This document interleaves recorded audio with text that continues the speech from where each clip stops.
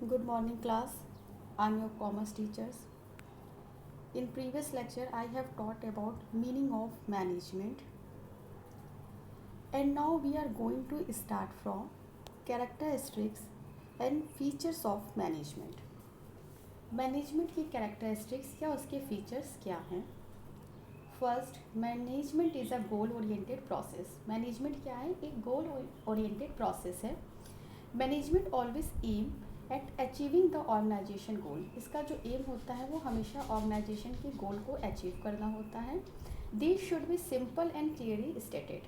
Different organisation have different goals. हर एक organisation के डिफरेंट गोल्स होते हैं.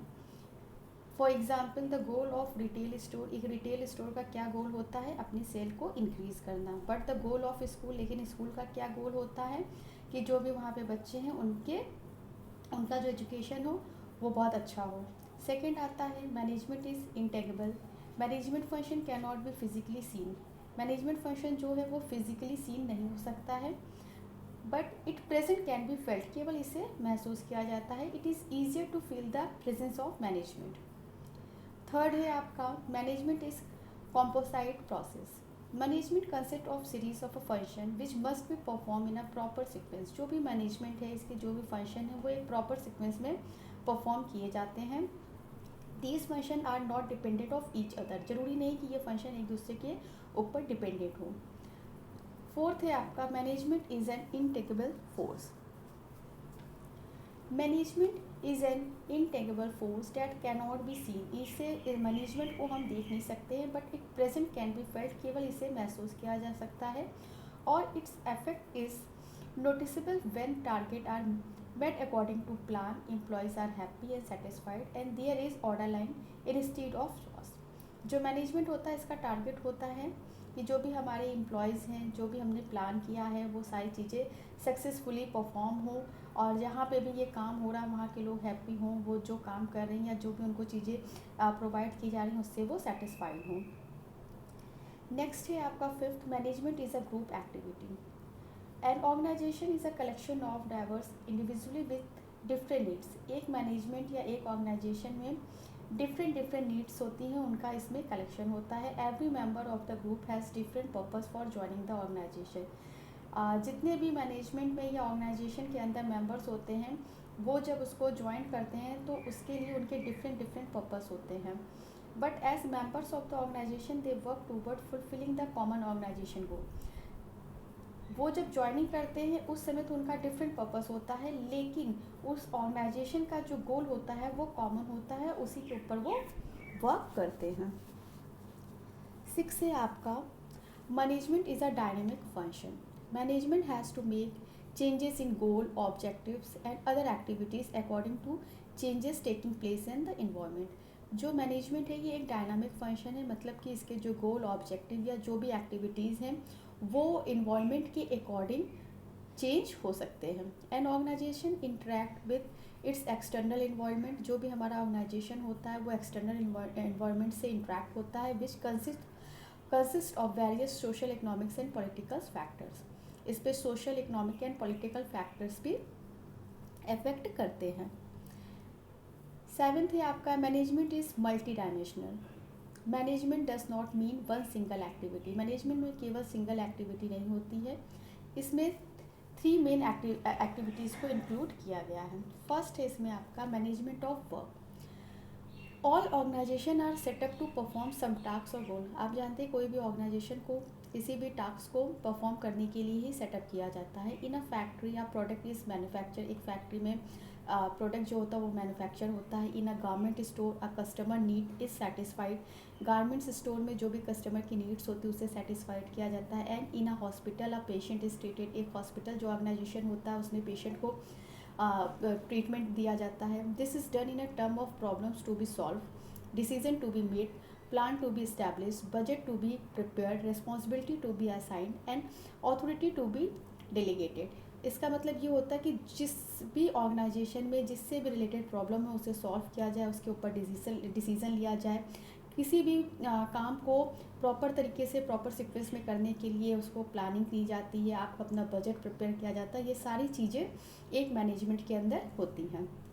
इसी में सेकेंड है आपका management of people. Human resources और people are in organisations greatest assets. किसी भी ऑर्गेनाइजेशन में जो ह्यूमन रिसोर्सेज होते हैं वो उसकी एक बहुत बड़ी एसेट्स यानी संपत्ति मानी जाती है। Despite all developments in a technology getting work done through people, it is still a major task for the manager. किसी भी चीज़ के डेवलपमेंट के लिए ह्यूमन रिसोर्सेज का होना बहुत ज़रूरी होता है। An organisation can win over competitor with the efficiency employed only. जो भी कॉम्पिटिटर हैं उसमें जो हमारी एम्प्लॉयज़ हैं जिनके अंदर इफ़िशेंसी पाई जाती है उनके द्वारा ही हम किसी भी कॉम्पिटिटर को बहुत आसानी से विन कर सकते हैं। The task of manager is to make people work toward the achievement of the organisation goal by making their strength. जो भी गोल है उसको उसकी स्ट्रेंथ के द्वारा आराम से अचीव कर सकते हैं। एंड थर्ड है आपका management of operations. Every organization has some basic product or survive to provide in order to survive. This require a production process of transforming input material and the technology into the desired output for consumption. जो भी हमारे production में process होता है उसको हम input मतलब कि जो भी हमारा मटेरियल है उसको हम बनाते हैं और उसके बाद उस पर सारी टेक्नोलॉजी का यूज़ करते हुए हम उसका एक ऐसा आउटपुट लेते हैं जिसे हम कंजप्शन यानी उपभोग के लिए इस्तेमाल करते हैं। मैनेजमेंट ऑफ ऑपरेशन कंसंट्रेट्स और mixing management of a work. एक मैनेजमेंट में डिफरेंट वर्क का मैनेजमेंट होता है जिसके ऊपर वो ऑपरेट करता है। Deciding what work has to be done, इसमें ये देखा जाता है कि कौन सा वर्क कैसे करना है, किसके द्वारा करना है और कौन उसे कर सकता है, हु विल डू इट। अब आपका नेक्स्ट आता है ऑब्जेक्टिव ऑफ मैनेजमेंट। मैनेजमेंट का उद्देश्य क्या है, किस पर्पज़ से मैनेजमेंट को बनाया जाता है। Management seek to achieve certain objective which are derive from the basis purpose of the business. Business का जो भी बेसिस पर्पस होता है उसके लिए मैनेजमेंट का होना ज़रूरी होता है। Objective are the end toward which all activities of an organisation are directed. The objective of an organisation can be classified into three categories में इसे डिवाइड किया गया है। Organisational objective, social objective and personal और individual objective. Organisational objective क्या होता है, first है इसमें management is responsible for setting and achieving objective for the organisation. The main objective of any organisation should B utilise human and material resources. किसी भी organisation का main काम क्या होता है, जो भी वहाँ पे ह्यूमन और मटेरियल रिसोर्सेज हैं उनका यूटिलाइजेशन बहुत अच्छे तरीके से किया जा सके। The main objective of any organisation is to utilise human and non human resources. इसमें ह्यूमन और नॉन ह्यूमन रिसोर्सेज दोनों को शामिल किया जाता है to fulfil the economics objective of a business, जिससे कि जो भी हमारे बिजनेस की इकोनॉमिक ऑब्जेक्टिव उसे फुलफिल किया जा सके। Every organisation aim to achieve following three organisational objective. अब इसमें तीन चीज़ें दी गई हैं। फर्स्ट है आपका survivor. The basic objective of any business is survivor. Survivor is possible only when organisation is able to earn enough revenue to cover its cost. ये तभी पॉसिबल हो सकता है जब कोई भी ऑर्गेनाइजेशन इतना अपने आप में एबल हो कि जो भी उसकी कॉस्ट है उसे वो कवर कर सके, मतलब उससे ज़्यादा वो अर्न कर सके। सेकेंड है profit. Profit is the life blood of business. आप जानते हैं किसी भी बिजनेस करने का उद्देश्य प्रॉफिट कमाना होता है। Without which no business can survive. बिना प्रॉफिट के कोई भी बिजनेस सर्वाइव नहीं कर सकता। So management has to ensure that the organisation makes a profit. And third है growth. A business need to add to its prospect in a long run. हम चाहते हैं कि हमारा जो भी बिजनेस हो उसमें ग्रोथ हो, वो एक लंबे समय तक काम करे। To remain in industry management must exploit fully the growth of potential of organisation. इसके बाद आपका आता है social objective. Social objective refer to the objective which are desire to be achieve for the benefit of the society. Social objective में हम society के बारे में बात करते हैं। As a part of society every organisation whether it is business और non business. हमारी सोसाइटी में जो भी ऑर्गेनाइजेशन होते हैं वो बिजनेस और नॉन बिजनेस दोनों ही तरीके के होते हैं। Has a social obligation to fulfill. It means management must consistently create a economics value for various constituent of society. अब इसमें कुछ ऑब्जेक्टिव इंक्लूड किए गए हैं। फर्स्ट है generation of employment opportunity for weaker और disadvantage section of a society.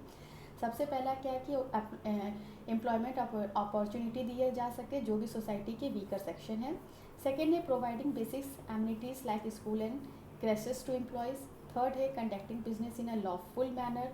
And fourth है environment friendly method of production. अब थर्ड आता है पर्सनल और individual objective. An organization is a made up of people who have different personalities, background, experience and objective. आप जानते हैं एक organisation में डिफरेंट डिफरेंट तरह के लोग होते हैं, उनकी डिफरेंट पर्सनालिटीज़ होती हैं, डिफरेंट बैकग्राउंड से वो आते हैं, उनके एक्सपीरियंस भी अलग अलग होते हैं। They all become part of the organisation, लेकिन ये एक ऑर्गेनाइजेशन के पार्ट्स होते हैं to satisfied their diverse needs, जो कि उस नीड्स को पूरा करने के लिए आते हैं। द इंडिविजुअली में seek to satisfied needs such as, first है आपका financial needs like competitive salary and पर, जो भी फाइनेंशियल नीड्स है, जैसे कि आपकी एक कॉम्पिटिटिव सैलरी होनी चाहिए एंड पर्क यानी जो भी सुविधाएं वो मिल सकें। सेकेंड है सोशल नीड लाइक पील, recognisation, self respect and respect for colleague, जो भी हमारे कलीग उनकी रेस्पेक्ट हो, सेल्फ रेस्पेक्ट पर ध्यान देना चाहिए। एंड थर्ड है हायर लेवल नीड्स, जो भी हमारी हायर लेवल की नीड है such as policies for personal growth and development, इस पर ध्यान दिया जाए। एंड फोर्थ है good and healthy working condition, जो भी वहाँ पे काम करने की कंडीशन है वो बहुत अच्छी हो, हेल्दी हो।